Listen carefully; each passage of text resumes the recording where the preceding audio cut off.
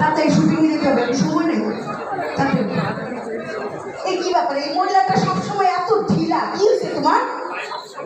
আর কি হয়েছে? শোনো, আমি আসতেছিলাম শুটিংয়ে, একটা রিক্সাওয়ালা বলে কি যে একটা সাইড দিয়ে যাচ্ছে, একটা রং সাইড। আমি বললাম যে যাই না এই সাইড দিয়ে, দেরি হবে। বলে কি আপনি কি আমার চাইতে বেশি জানেন, এদিক দিয়ে গেলে তাড়াতাড়ি হবে।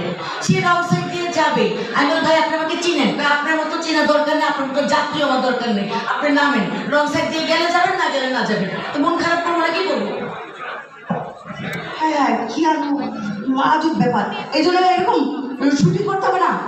এই আরেকটা কি, গালে গালে হাত দিয়ে রাখছো কেন? কি হয়েছে, তুমি শুটিং করবে না?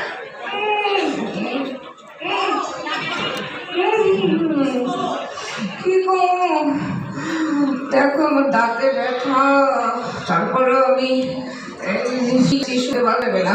আরে বলো না, এই যে আসার পরে আমি প্রোডাকশন ম্যানেজারকে বললাম যে আমি দাঁতে ব্যথা, আমার একটু নরম কিছু দাও। সেই শক্ত পরোটা দিছে, সেটা খাইতে দেয় দাঁত গেছে ভাঙ্গা। এখন ব্যথা করতেছে, কেমনে যে শুটিং করবো